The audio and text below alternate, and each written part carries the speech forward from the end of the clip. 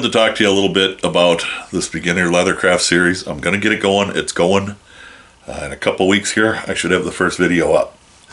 This one is just a, here you go. These are some of the tools you're going to need. You will need, well, the first thing you're going to need is a pattern. Now, if you think of anything along the way here that I'm missing, put it down in the comment section, and then I'll make sure I get it figured out. Any suggestions for projects or comments, concerns, whatever, drop them in the comment section. That's what it's there for. Try to be nice, though. Or not. I don't care. I delete nasty comments. So you'll need your pattern. This is the pattern for the first one. All my patterns have measurements on them for each piece, so you can figure out. It has measurements, how many you need of each piece. It's all on there. So you can figure that out, how much you need. You can buy project pieces of leather just about anywhere. Weaver sells them. Tandy, I believe, sells them. The leather guy sells a lot of them. You can get just about anything you want there. Some really off-the-wall stuff. Springfield Leather sells them. So you can get project pieces. Springfield Leather will custom cut. So if you need a 2 foot by 2 foot piece, they'll cut you one. But we don't have anything that big. We might, I don't know. But a 12 by 12 piece is probably going to get you through most of these projects. There'll be a couple that'll need like a 12 by 18 or something. But that's going to be neither here nor there. Not right now anyway. So the next thing you're going to need is something to cut with. I use this little snap knife. This one, you can change the blades in it. It came with 3 snap knives and 3 packs of blades. So it came with all kinds of blades. You don't need a fancy cutting tool. I have fancy cutting tools. Some things that work better on. But you don't need to go and spend 40 or 50 bucks on a knife like, this is a Al Stallman trim knife. I had to think of what it was. It's a trim knife. And it works great. I love using it. But it's also not something that I need all the time. So I don't use it all the time. You'll see a lot of people using a round knife or head knife, whatever they want to call them. It's a round knife. You'll see a lot of people that use these. Nothing wrong with that. They're great. But do you need one? They're get kind of expensive. This was an inexpensive one. Again, Al Stallman branded. Got it at Tandy. I want to say that was probably 40 or 50 bucks too. But you don't need it. All you need is something like you can use a utility knife. I used this for years. I still use it all the time. This works really good for cutting heavy leather. So I use that a lot. But the little snap knife is always on my bench. You will need some way to make holes in your leather. Now you can use a fork from your kitchen table that you eat your dinner with to mark your holes, and you can poke all your holes with an awl. I don't recommend it, but you can poke your holes with an awl and get by that way to get these first projects out if you want to.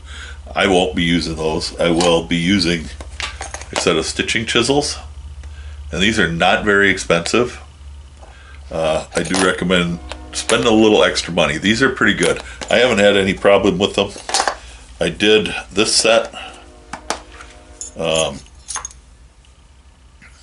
just took and polished the teeth, polished those tines a little bit with my Dremel tool and a little buffer attachment. And they work great. I've got another set of these that I've had for probably 10 years now that I've been using every day out in my shop. So I do recommend getting some stitching chisels. To that end, you're going to need some kind of a mallet or a maul. This is a maul that I like. It's not terribly expensive, but it is about 30 or 40 bucks. This is a craft tool. You can get the same thing at Springfield Leather. It's an Ivan. I'll have links below to all these tools. But it's the same maul. You can get some of those cheap ones. There's some cheapies on Amazon, and they're cheap. I don't like them. They started coming apart on me. Don't know why I bought them. But this was a good maul. This was a good investment. I've had this for 6 years, 7 years. And it's always on my bench. I use it every single day. And it's held up pretty well. It's probably 16 ounce. It's not terribly heavy. Oh, it's probably not even 16. You can go out and buy one of these if you want to. This is a 24 ounce Barry King maul, and expect to pay over $100 for it. That's how it goes. You will then, after you get your holes made, you will need some needles. I recommend the John James. They're probably a little bit more expensive than Tandy's. C.S. Osborne makes needles too. I don't know. I've never used them. John James needles were recommended to me after I started breaking the Tandy needles. So I buy nothing but these anymore. And they hold up well. They're a nice needle. The eye is a little bit small on them, so you kind of gotta, I'll show you how to deal with that as we go. But, so getting your thread through there is a little bit of a challenge sometimes if you're using a big thread. As for thread, because that's another thing you're going to have, you can get the Ritza Tiger thread. Most of these projects can be done with a 0.6 millimeter. This is a 0.020 inch main thread. It's braided waxed cord, but it's from Main Thread Company. I order straight from Main Thread. You can get them at other places. I think Maker's Leather Supply sells it. And a lot of people tell you to melt your ends. If you're using a nylon thread, you can melt that. If you're using a linen thread, you cannot. So I'm going to show you how to deal with that, because I don't melt my ends very often anymore. I just don't do it. I'll show you another way to do it that works pretty good for me. I think that's about really all you need to get going here. A beveler, an edge beveler, is a nice tool to have. I'm going to say that. This one is a Craft Tool Pro, number 0. There's a 0, 1, and 2. None of these make any sense as to the sizes. I'm going to tell you that now. The Craft Tool Pro comes in a 0, 1, and 2. I have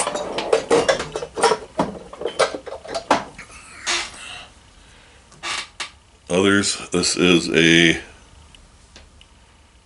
Odin number 5, and it's a really nice edge beveler. It works well. The blade is narrow, so it works well with some of these thinner leathers that we're going to be using.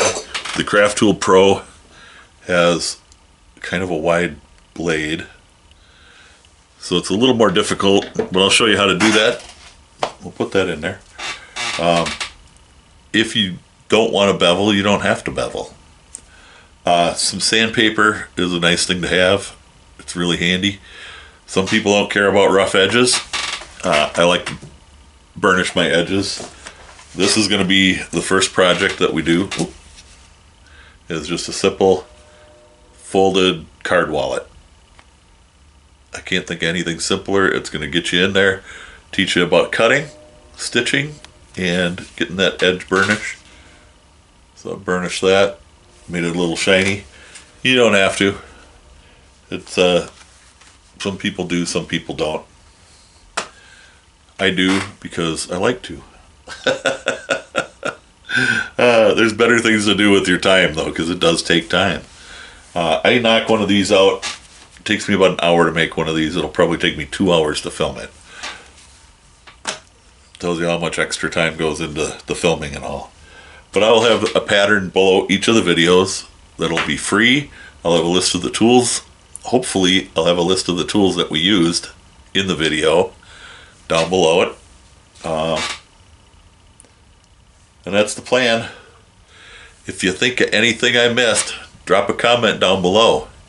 Hit that like button. Helps the channel out. It helps the channel a lot. What else? Is there anything else? Nope. Can't think of anything. So that's going to get us going. So this video should come out Thursday. And I have one more holster video that's going to be coming up. I may just put that out after this one, right after this one. So I wanted to get this going, get rolling on it. The simple card wallet's going to be the first thing we're going to do. Then we're going to move into a 2-pocket card wallet. Then we're going to do a bifold wallet.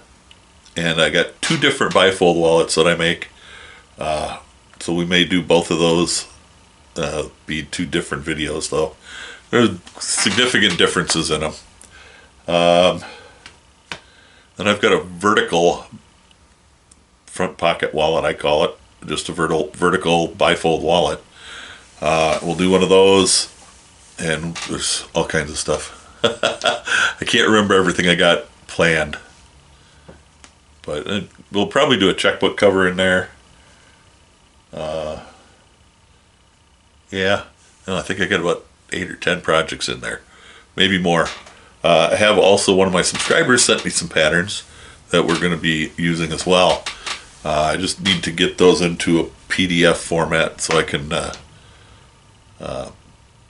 his are hand drawn, and I think they are PDFs, but they're hand drawn. I want to try to take and refine them just a little bit. He was okay with that when I talked to him about it. And that's kind of where we're going to go with it. So, comments, suggestions, criticisms, whatever you got, put them down in the comment section. Hit the like button, it helps out.